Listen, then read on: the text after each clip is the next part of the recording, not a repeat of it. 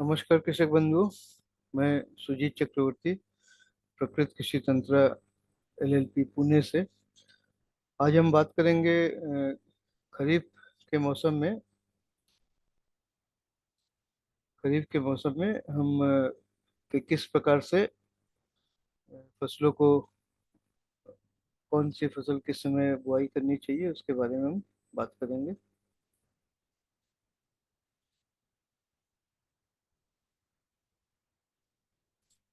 तो करीब 2024 में वैदिक कृषि पंचांग पर आधारित बुआई एवं रुपाई का उचित समय अलग अलग फसलों के लिए क्या हो सकता है, उसके बारे में आज हम बात करेंगे।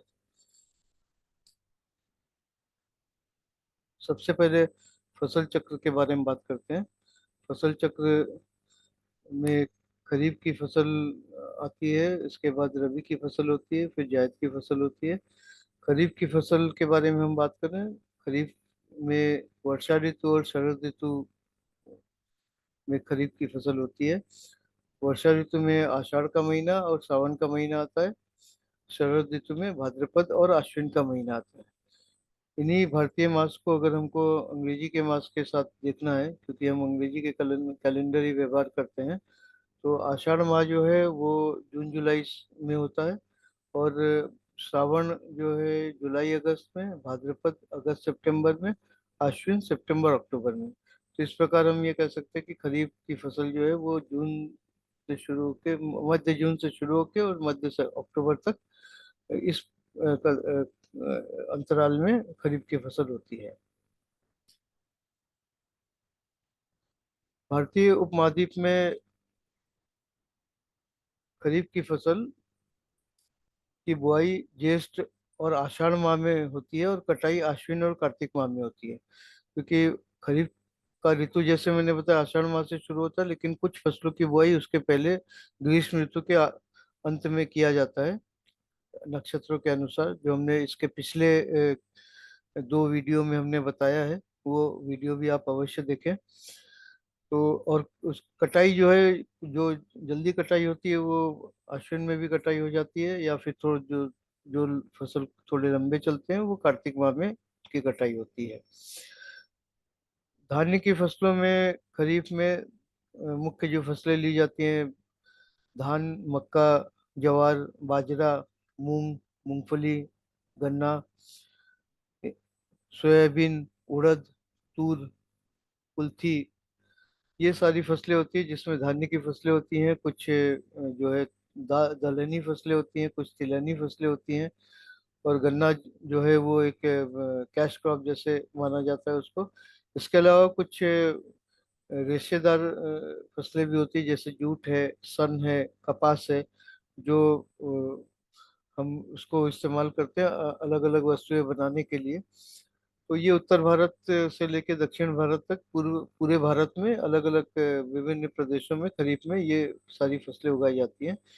इसके अलावा अगर हम सब्जी भाजी की बात करें, तो उसमें खरीफ में जो मुख्य फसलें हैं जिनकी बुआई होती है, उसमें भिंडी, प्याज, मिर्च, बैगन, खीरा, करेला, लौकी, तुरई, लोबिया, चौलाई, पालक, मूली, बीन्स, गोभी और पत्ता गोभी इत्यादि साग सब्जियों की फसलें जो है पूरे भारत में अलग अलग प्रदेशों में, अलग अलग भागों में खरीफ के मौसम में उगाई जाती हैं। खरीफ की फसलों की जो हमने दो लिस्ट हमने बताया आपको, कुछ नकदी फसलें हैं जैसे जो धान्य की फसलें, तिलहनी फसलें हैं या दलहनी फसलें हैं। इसके अलावा दूसरे फसलें भी होती हैं उसमें। और जो सब्जियों की फसलें होती है उसमें से कुछ फसलों का हमने यहाँ पे उदाहरण लिया है कि कितनी वर्षा होनी चाहिए। अगर वो फसल उगानी है तो आपके क्षेत्र में वर्षा की मात्रा औसतन कितनी होनी चाहिए। और ये जो यहाँ पे हमने दिया है वो वार्षिक औसत है। परंतु वर्षा ऋतु में जो खरीफ के जो चार माह है, उस समय में करीब 90 से 95% वर्षा जो है इसी समय होती है। तो इसमें जैसे गन्ना के लिए अगर हम कहें तो 200 से 300 सेंटीमीटर वर्षा होनी चाहिए। तब आप जिस क्षेत्रों में इतनी वर्षा होती है वहां पे गन्ना उगाना उचित है। इसी प्रकार धान के लिए, धान में तो बहुत सारी प्रजातियां होती हैं। एक समय में 1 लाख से ज्यादा प्रजातियां भारतीय उपमहाद्वीप में होती थी, क्योंकि धान की उत्पत्ति यहीं से हुई है, पृथ्वी के इसी भाग में धान की उत्पत्ति हुई है। इस वजह से यहाँ पे बहुत सारी प्रजातियां थी। ऐसा माना जाता है कि धान जो है, आप ऐसी प्रजातियां थी जो आप वर्ष के सभी दिनों में लगा सकते हो और सभी दिनों में कटाई हो सकती है। सभी दिनों का मतलब ये है कि ऐसी ऐसी प्रजातियां जो वर्ष के अलग अलग माह में, अलग अलग ऋतु में प्रतिदिन लगाया जा सकता है। ऐसा नहीं कि एक एक ही प्रजाति है जो 365 दिन आप बुआई कर सकते हैं, ऐसा नहीं, लेकिन 365 दिन बुआई करने वाली विभिन्न प्रजातियां उपलब्ध थी। इसका एक उदाहरण अभी के समय में आप इस तरीके से ले सकते हैं कि पुरी जगन्नाथ जो मंदिर है, वहाँ पे दोपहर का जो भोग चढ़ाया जाता है, वो प्रतिदिन नए धान की कटाई से जो चावल बनता है, उस चावल से वो भोग बनता है और उसको चढ़ाया जाता है। इसका मतलब ये है कि 365 दिन, हर दिन एक किसी न किसी नई प्रजाति का वहाँ पे बुआई होती है, और हर दिन कटाई भी होती है। तो विभिन्न तरह की प्रजातियां हैं। तो हम मान के चल सकते हैं कि करीब 100, 150, 150 या उससे भी अधिक प्रजातियों का धान जो है, उससे चावल बना के वहाँ पे भोग में चढ़ाया जाता है। इसी प्रकार कपास की अगर बात करें तो 50 से 75 सेंटीमीटर वर्षा आवश्यक है। जूट के लिए 160 से 200 सेंटीमीटर वर्षा होनी चाहिए। मक्का के लिए भी 50 से 100 सेंटीमीटर। बाजरा के लिए उससे थोड़ा कम पानी में हो जाता है, बाजरा को ज़्यादा पानी नहीं चाहिए होता है। वर्षा ऋतु में बाजरा की बुआई होती है, लेकिन जहाँ पे बहुत ज़्यादा पानी बरसता है वहाँ पे बाजरा की बुआई नहीं होती है। जहाँ पे कम बारिश होती है वहाँ पे बुआई होती है। तो बाजरा को 40 से 60 सेंटीमीटर वर्षा की जरूरत होती है। ज्वार को उससे भी कम वर्षा की जरूरत होती है, 30 से 65 सेंटीमीटर। मूंगफली को 50 से 125। तूर को 60 से 65। इसी प्रकार उड़द को 30 से 75। मूंग को 30 से 75। इसके अलावा उत्तर भारत में और पूर्वी भारत में चाय की खेती होती है। चाय बागान होता है, तो उसमें जो 150 से 300 सेंटीमीटर वर्षा की जरूरत होती है। इसी प्रकार दक्षिण भारत में कॉफी की खेती होती है, कुछ भाग में चाय की भी खेती होती है। दक्षिण भारत में जैसे ऊटी के क्षेत्र में। लेकिन कॉफी की खेती जो है वो दक्षिण भारत में बहुत जगह होती है। आंध्र प्रदेश में होती है, इधर कर्नाटक में होती है, केरला में होती है। तो वहाँ पे 150 से 250 सेंटीमीटर वर्षा की जरूरत होती है।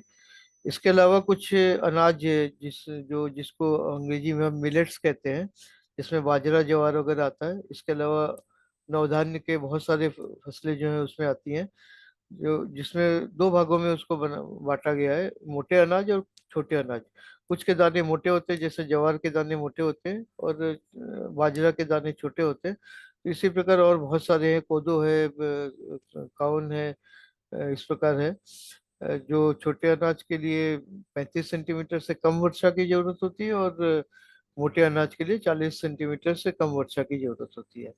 इसके अलावा अगर हम सब्जी फसलों की बात करें तो उसमें भिंडी के लिए 90 से 100 सेंटीमीटर, प्याज के लिए 75 से 100 सेंटीमीटर, मिर्च के लिए 80 से 100 सेंटीमीटर, बैगन 60 से 100 सेंटीमीटर, खीरा भी 60 से 100 सेंटीमीटर, करेला, लौकी, तरोई, इन तीनों के लिए भी 60 से 100 सेंटीमीटर वर्षा अगर होती है आपके क्षेत्र में, तो आप इनकी खेती कर सकते हैं। कोई समस्या नहीं होगी, पानी की कमी नहीं होगी। और बहुत ज्यादा पानी होता है तब भी फसल को नुकसान होता है, तो इसलिए ये आंकड़ा दिया है। पालक के लिए 80 से 120 सेंटीमीटर, चौलाई के लिए 50 से 60 सेंटीमीटर, लोबिया के लिए 40 से 70 सेंटीमीटर, मूली के लिए 60 से 100 सेंटीमीटर, शिमला मिर्च के लिए 60 से 120 सेंटीमीटर। इसके अलावा गोभी के लिए, फूल गोभी के लिए 40 से 50 सेंटीमीटर, और पत्ता गोभी के लिए भी 40 से 50 सेंटीमीटर।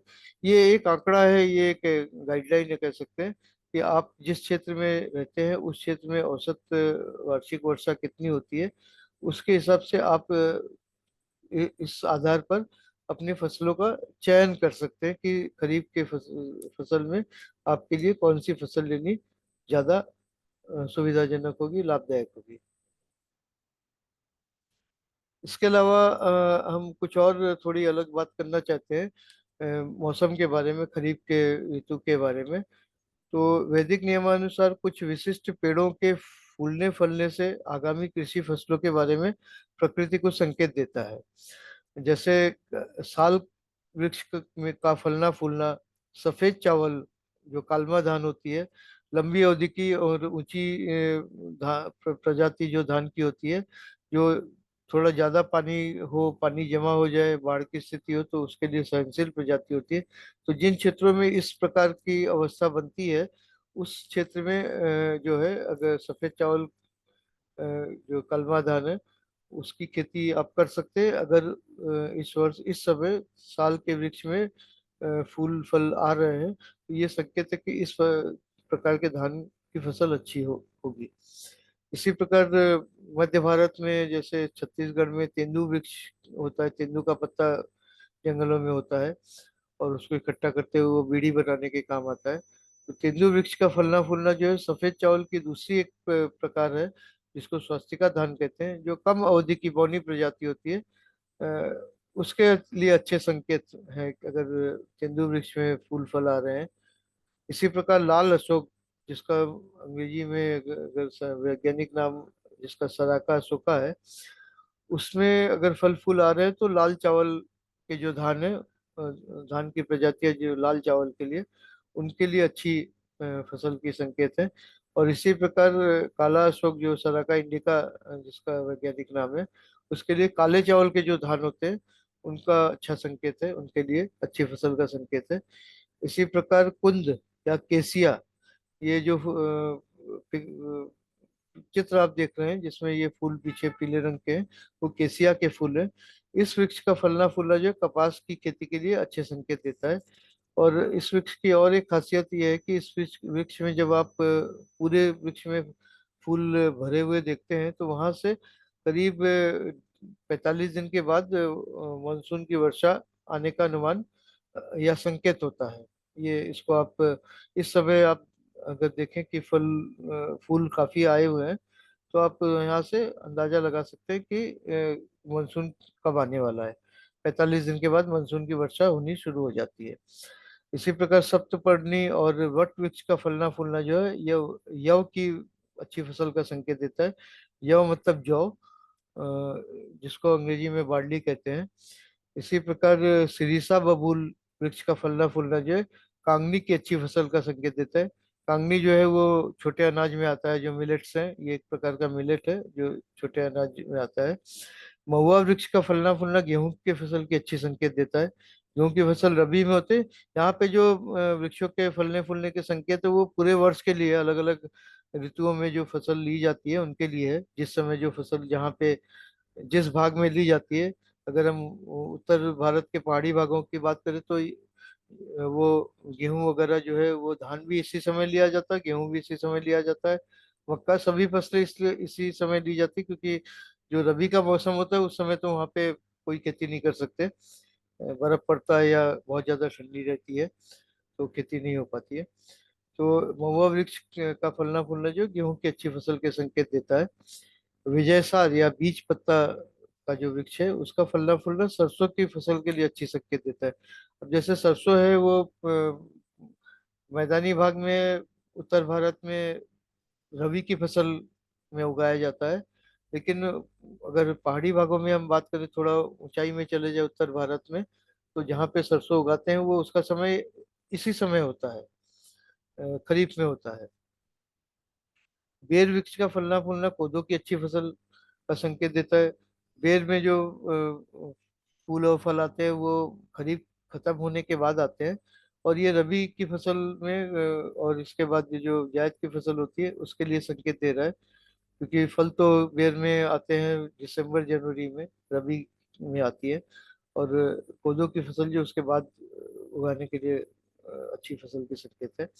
पीपल वृक्ष का फलना फूलना सभी फसलों के लिए अच्छी संकेत देता है। तो पीपल का वृक्ष अगर स्वस्थ है और उसमें फू- फल फूल आ रहे हैं, फूल फल आ रहे हैं, तो आप समझिए कि जो भी फसल आपके क्षेत्र में जिस मौसम में होता है वो अच्छी फसल अ, आएगी। वैदिक नियमानुसार कुछ विशिष्ट पेड़ों के फलने फूलने फलने से कृषि जलवायु के बारे में प्रकृति के संकेत मिलते हैं। अभी तो हमने बात की थी कि फसल कैसी होगी, इसके अलावा जलवायु के बारे में भी संकेत मिलता है। जैसे खैर या श्वेत खैर वृक्ष का फलना फूलना जो है अकाल पड़ने के संकेत है। जो पान में हम खैर लगाते हैं, उसका जो पेड़ होता है उसमें अगर फूल आ रहे हैं, फल आ रहे हैं, तो हम ये मान के चलें कि वर्षा ऋतु में वर्षा सामान्य से कम होगी, काफी कम होगी, जिसके वजह से सभी फसलों में उसका प्रतिकूल प्रभाव पड़ेगा और अकाल पड़ने की के संकेत हैं। अकाल का मतलब यह है कि भुखमरी जब होता है तो अकाल उसको कहते हैं। अर्जुन वृक्ष का फलना फूलना अच्छी वर्षा का संकेत देता है। इसी प्रकार नीम और नागकेसर वृक्ष का फलना फूलना समृद्धि का संकेत देता है। यहाँ पे समृद्धि की जब हम बात करें तो ये किसानों के लिए समृद्धि की बात है। मतलब ये है कि अगर नीम और नागकेसर के वृक्ष में आप अच्छे फूल और फल देख रहे हैं, तो उस क्षेत्र के किसान ये आशा कर सकते हैं कि उनकी फसल जो है वो सभी ऋतुओं में अच्छी होगी और घर में समृद्धि आएगी। कैथा वृक्ष का फूलना फलना आंधी तूफान का संकेत देता है। मतलब कि फिर से यहाँ पे मौसम जो है वो ठीक नहीं होने वाला, आंधी तूफान अगर आता है तो पेड़ गिरते हैं, पेड़ टूटते हैं, शाखाएं टूटती है, और जो फसल खड़ी फसल होती है उसको भी नुकसान होता है। आंधी तूफान के बाद कभी कभी ओले भी पड़ते हैं। तो ये जो संकेत है ये प्रतिकूल अवस्था के संकेत हैं, नुकसान होने के संकेत हैं। हिज्जल का फलना फूलना सूखा पड़ने का संकेत है। हिज्जल भी एक पेड़ होता है जिसमें अगर फल आते हैं, फूल आते हैं और फल आते हैं, तो वर्षा कम होने का और सूखा पड़ने का संकेत है। तो अगर आपके आसपास इन वृक्षों की उपस्थिति है और आप इन वृक्षों को जानते हैं, पहचानते हैं, तो इन पे ध्यान रखिए कि इनमें किस तरीके की अ, अ, ऋतुओं के हिसाब से कैसा हो रहा है, उसके स्वास्थ्य और उनमें फलना फूलना, फूल कैसे आ रहे हैं, कितने आ रहे हैं, कम आ रहे हैं, ज्यादा आ रहे हैं, फल कितने हैं, उससे आपको कुछ संकेत प्रकृति से मिलते हैं। कुटज वृक्ष का फूलना फलना जो है वो महामारी के संकेत देता है, बीमारियों के संकेत देता है। यहाँ पे जो हम बीमारी की बात कर रहे हैं ये मनुष्य की बीमारी की बात नहीं कर रहे हैं, साधारण बीमारी मतलब सभी उसमें। और किसानों के लिए आप समझिए कि आपके फसल में भी समस्याएं उत्पन्न हो सकती हैं, इस प्रकार से आप इसको समझ सकते हैं। दूब या कुछ घास का फूलना फूलना गन्ने की खेती के अच्छे संकेत हैं। अगर आपके गन्ने के खेत में दूब या कुछ घास निकल रहा है, और तो आप समझिए कि ये अच्छी संकेत है आपके गन्ने की फसल के लिए। लोग परेशान रहते हैं कि कुछ प्रकार के घास होते हैं जो अ, अगर खेत में आते हैं तो उसको जो है खरपतवार के तौर पे आप उसको देखते हैं और आप सोचते हैं कि आपके फसल को नुकसान हो रहा है। ऐसा नहीं है। प्रकृति में सृष्टि, ब्रह्मा जी ने सृष्टि में सभी को अपने अपने विशेष उद्देश्यों के लिए बनाया है। तो हम किसी को ये नहीं कह सकते कि इसकी जरूरत नहीं है हमें। हमें जरूरत नहीं, लेकिन प्रकृति को जरूरत है। ये बात बहुत महत्वपूर्ण है, मैं जो कह रहा हूँ। आपको ये समझना पड़ेगा कि अगर प्रकृति में कोई चीज की सृष्टिकर्ता ने सृष्टि की है, तो उसका कोई उद्देश्य है, उसका कोई कारण है, और उसका कोई यहाँ पे उपयोग भी है। तो हम उस उपयोग को देखने समझने की कोशिश करें। जितने भी खरपतवार होते हैं उनकी उपस्थिति भी कुछ संकेत देती है, उसके बारे में हम एक अलग से वीडियो बनाएंगे विस्तार में, कि अलग अलग तरीके के खरपतवार अगर आपके खेत में या आसपास दिखाई देते हैं तो वो क्या संकेत देते हैं आपके खेत के बारे में, आपके फसल के बारे में, आपके मिट्टी के बारे में। और उसके हिसाब से आपको किस प्रकार की फसल उस खेत में लेना चाहिए और कौन से फसल लेना उचित नहीं होगा, इसके बारे में भी हम बात करेंगे दूसरे वीडियो में। कचनार वृक्ष का फलना फूलना जो है विध्वंसकारी अग्निकांड का संकेत देता है। कभी कभी क्या होता है कि फसलों में जब फसल पक जाता है, तैयार हो जाता है और कटाई में थोड़ा सा समय है, तो कभी कभी स्वतः खेत में आग लगने की संभावना दिखाई पड़ती है। संभावना क्या, आग लग जाती है। तो ये प्रकृति में कुछ कारणों से होता है। और इसके पूर्वानुमान जो है आप कचनार वृक्ष के अवस्था को देख के समझ सकते हैं, क्योंकि प्रकृति में जो भी होता है वो अचानक कुछ नहीं होता है। और सभी कुछ की एक तैयारी रहती है, कुछ कारण होते हैं, और वो कारण अचानक उत्पन्न नहीं होते हैं। अ, उषा काल या गोधूली बेला में, उषा काल अर्थात सूर्योदय के पहले का जो समय होता है, जिस समय सूर्य का उदय नहीं हुआ है लेकिन पूर्वी क्षितिज में लालिमा दिख रही है, प्रकाश दिख रहा है, या गोधूली बेला का जो समय होता है वो सूर्यास्त के बाद का समय होता है, जब सूर्य का अस्त हो चुका है लेकिन पश्चिमी क्षितिज में फिर भी आपको थोड़ा सा प्रकाश दिख रहा है, और डूबते हुए सूरज की जो लालिमा होती है वो दिखती है। या अलग अलग तरीके से हो सकता है, लाल ही होगा ऐसा जरूरी नहीं है। तो ऐसे समय में अगर आपको क्षितिज में इंद्रधनुष का बनना दिखता है, तो इसका मतलब ये है कि शीघ्र कुछ ही समय में वर्षा होने के संकेत हैं। उगते या डूबते सूरज की किरणें पूरे आकाश में फैली हुई दिखे, मतलब जब सूरज उग रहा है या डूब रहा है, तो जैसे मैंने बताया कि पूर्वी क्षितिज में या पश्चिमी क्षितिज में प्रकाश दिखता है, लेकिन कभी कभी ऐसा होता है कि वो प्रकाश पूरे आकाश में ही फैलता है। उसका कारण है, उसका वैज्ञानिक कारण है, भौतिक कारण है, जिसके वजह से किरणें जो है वो फैलती हैं। जो आकाश में जो कण होते हैं उपस्थित, उनके कारण वो पूरे आकाश में फैलती है, या किसी विशेष प्रकार से होता है। तो अगर इस प्रकार का दिख रहा है कि उगते या डूबते सूरज की किरणें जो पूरे आकाश में फैली हुई दिख रही हैं, मतलब प्रकाश पूरी तरीके से दिख रहा है, तो ऐसा संकेत है कि अगले 7 दिनों में वर्षा होने की संभावना है, होती है, होगी, ऐसा आप मान सकते हैं। उगते या डूबते सूरज की लालिमा उज्जवल धवल हो, क्षितिज पे ही, पूर्वी क्षितिज पे या पश्चिमी क्षितिज पे उगते समय या डूबते समय अगर लालिमा के साथ प्रकाश जो है वो उज्जवल धवल, मतलब जो प्रकाश है वो सफेद है, और हवा भी चल रही है, तो बौछार के साथ छींटे पड़ेंगे। और अगर यही प्रकाश का रंग जो है वो थोड़ा धुंधला या मटमैला या धूल के जैसा हो, तो वातावरण शुष्क रहेगा। या फिर अगर मिश्रित रंग है, मतलब लालिमा भी है और सफेद भी है प्रकाश जो है वहां पे क्षितिज में, तो हल्की वर्षा होने के संकेत हैं। मध्याह्न में सूर्य अगर अभ्रतरु से ढका हो, अभ्रतरु का मतलब होता है कि बादल का एक आकृति जो एक पेड़ के जैसा है, तो उस आकृति के बादल को अभ्रतरु कहते हैं। तो अगर दोपहर में 11, 12, 1 बजे का जो समय है, उस समय आकाश में बादल हैं और वो बादल की आकृति कुछ इस तरह की और सूरज को ढके हुए है, और बादल के चारों तरफ से जो है प्रकाश जो है दूधिया रंग का दिख रहा है, किनारा बादल का प्रकाश के वजह से, सूर्य के प्रकाश के वजह से। और मध्य भाग जो है वो गहरा दिख रहा है, गहरा भूरा काला दिख रहा है। तो कुछ ही समय में काफी अच्छी वर्षा होने के संकेत हैं। ये सारी बातें हम इसलिए बता रहे हैं कि दैनिक कृषि कार्य में अगर इस तरह के संकेत आपको दिख रहे हैं, तो आप समझ जाइए कि उस दिन किस तरह का मौसम रह सकता है, और उसके अनुसार क्या कार्य करना चाहिए, क्या नहीं करना चाहिए, क्या सावधानी बरतनी चाहिए, उसका आप आकलन करके उस हिसाब से आप अपना सावधानी बरत सकते हैं।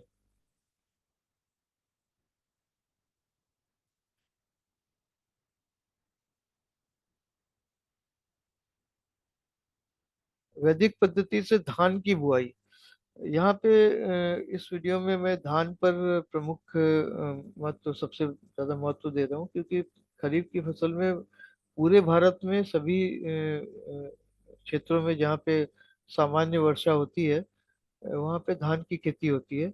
यहाँ पे कम वर्षा होती है, वहाँ पे धान की खेती नहीं होती, लेकिन वहाँ पे दूसरे प्रकार के दलहन तिलहन, दलहन की फसलें या जैसे मिलेट वगैरह है, जो मोटे या छोटे अनाज, उस तरीके का फसल लिया जाता है।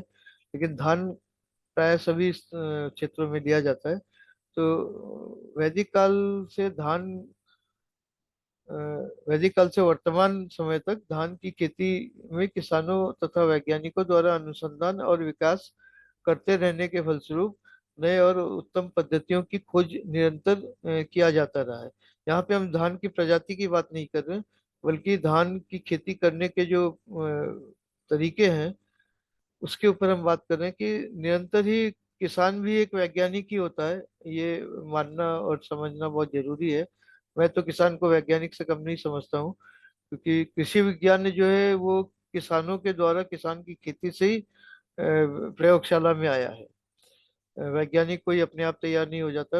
अगर हम इतिहास ले तो पहले शुरू के जो वैज्ञानिक थे वो किसान होते थे।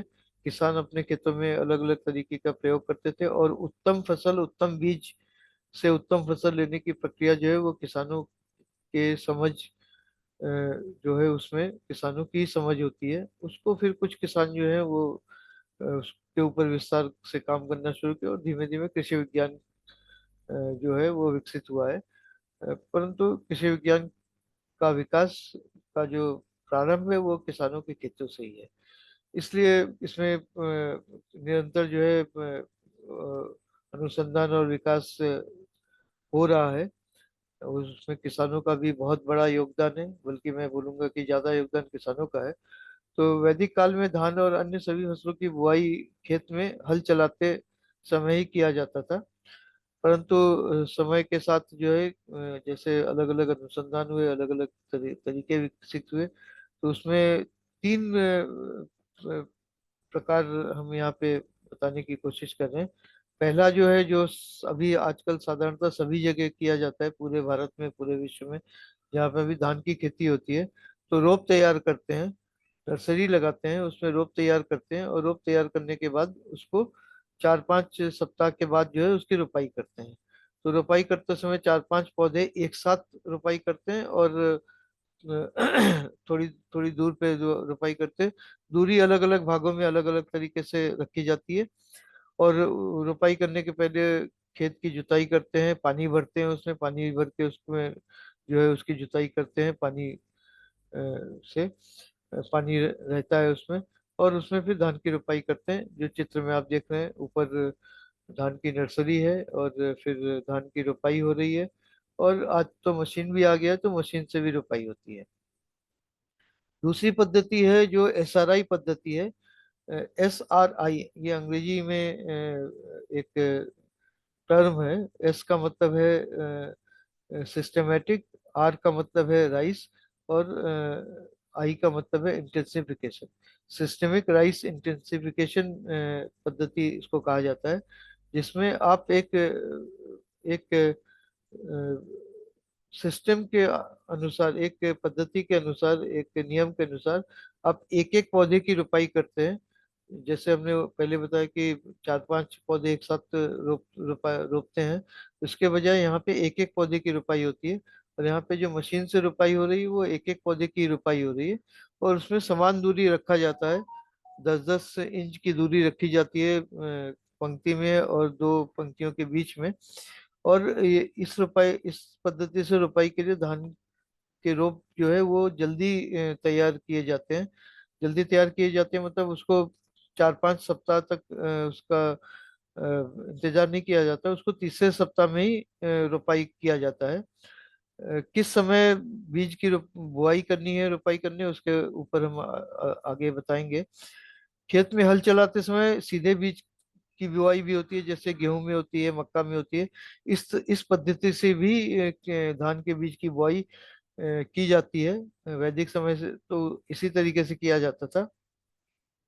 अभी मैं 8-10 दिन पहले एक रिसर्च रिपोर्ट देख रहा था, जिसमें इसी पद्धति के बारे में बताया गया कि ये सबसे अच्छी पद्धति है, क्योंकि इसमें व्यय कम लगता है, मेहनत कम लगता है, और फसल जो है वो अच्छी होती है, बेहतर होती है।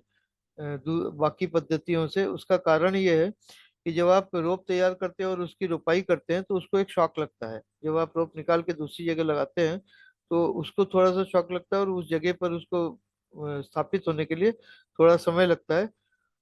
जबकि आप सीधे जब बीज की बुआई करते तो ये समस्या नहीं रहती है। तो बीज का अंकुरन होने के बाद से सीधे बढ़ना शुरू हो जाता है। केवल यहाँ पे थोड़ा थिनिंग करने की जरूरत पड़ती है, क्योंकि जब बीज आप डाल रहे हैं तो बीज की दूरी जो है वो निर्धारित नहीं कर सकते आप। लेकिन बाद में थोड़ा आप इसको पतला करते हैं, जैसे थिनिंग करते हैं बाकी फसलों में करते हैं उसी तरीके से। जहाँ पे ज्यादा घना है, ज्यादा नजदीक है, वहां पे आप रोप निकाल देते हैं। वैदिक कृषि पंचांग के अनुसार धान की बुआई के लिए उचित तिथि, दिन और समय क्या होना चाहिए, उसके ऊपर हम थोड़ा सा विस्तार में यहाँ पे बात करेंगे। वैदिक नियमानुसार धान की बुआई के लिए सर्वोत्तम समय जब सूर्य आर्द्रा नक्षत्र में रहता है। तो हमको ये देखना है कि सूर्य आर्द्रा नक्षत्र में कब प्रवेश कर रहा है और कब उसमें से निर्गमन हो रहा है उसका।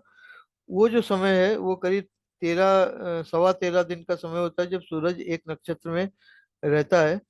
तो हम यहाँ पे अगर देखें तो इस वर्ष 2024 में सूर्य आर्द्रा नक्षत्र में प्रवेश ज्येष्ठ माह के कृष्ण पक्ष के प्रथमा तिथि यानी शनिवार के दिन अर्थात 22 जून को होगा। और अमावस्या यानी शुक्रवार 5 जुलाई को निर्गमन होगा। तो 22 जून से 5 जुलाई तक का जो समय है उस समय सूर्य जो है वो आर्द्रा नक्षत्र में रहेगा। अगर आप सीधे बुआई कर रहे हैं तो इसके अनुसार अगर आप बुआई करेंगे इस समय तो ठीक रहेगा।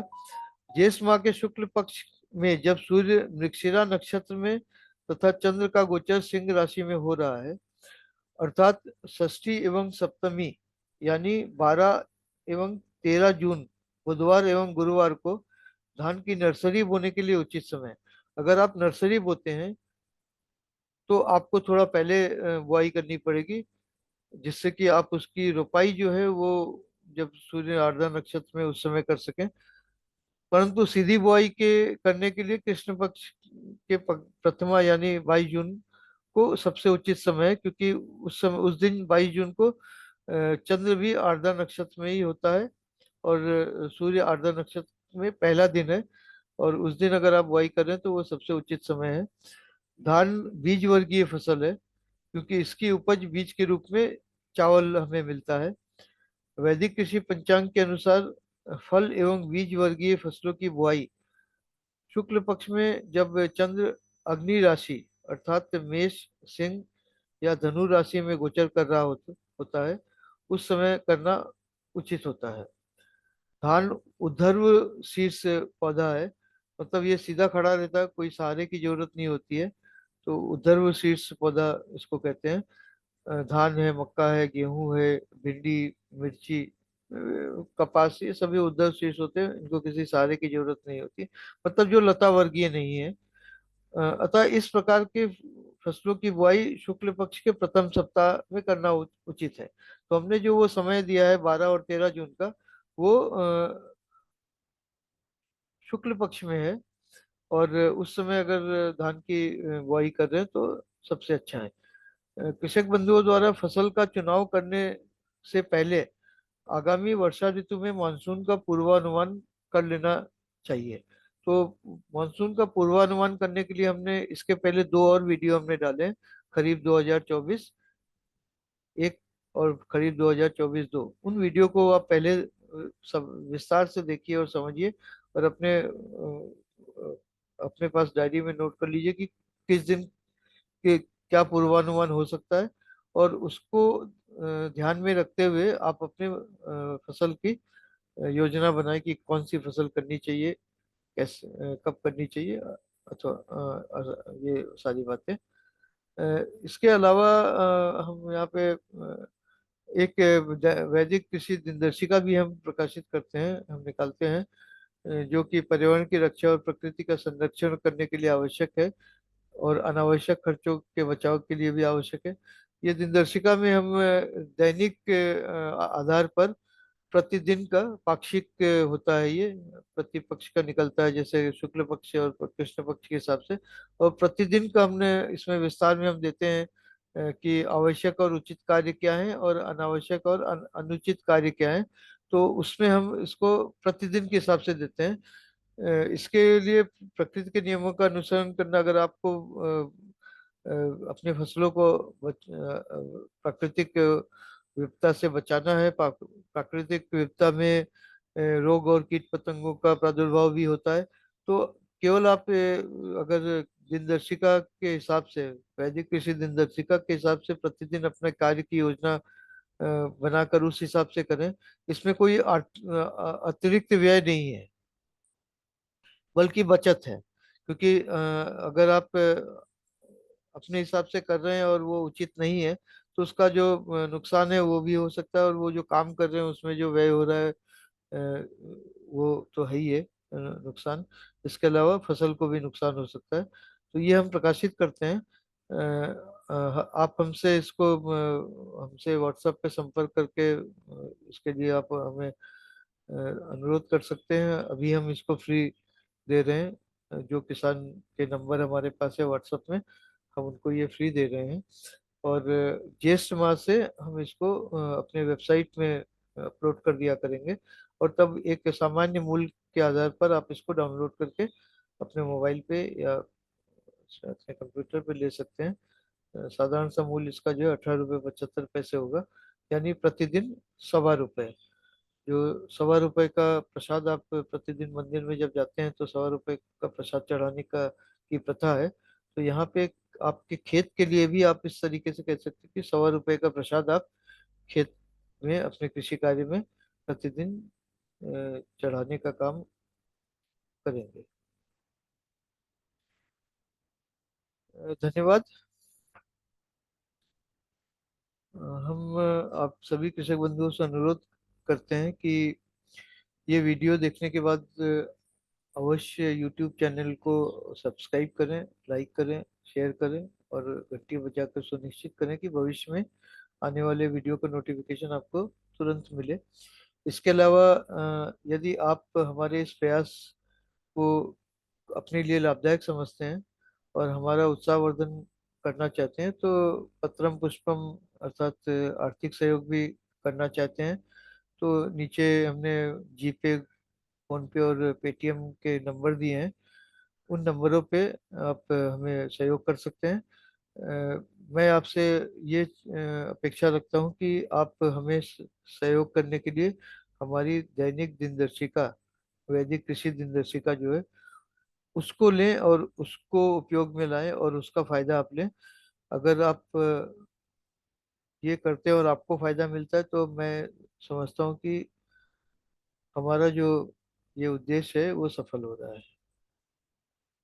इसके अलावा आप अगर हमें संपर्क करना चाहते हैं तो यहाँ पे हमने नंबर दिया हुआ है, और वेबसाइट है, वेबसाइट पे आप जाके और भी जानकारी हमारे बारे में ले सकते हैं। इसके अलावा आप हमें ईमेल कर सकते हैं। ईमेल के द्वारा भी आप हमसे संपर्क कर सकते हैं। हमसे आप व्हाट्सएप के द्वारा संपर्क कर सकते हैं। हमारा व्हाट्सएप नंबर है 8 9 9 9 2 2 3 4 9 1।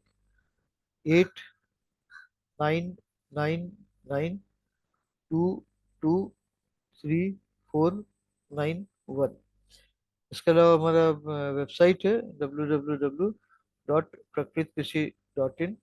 हमारा ईमेल आईडी है pkt@prakritkrisi.in। धन्यवाद।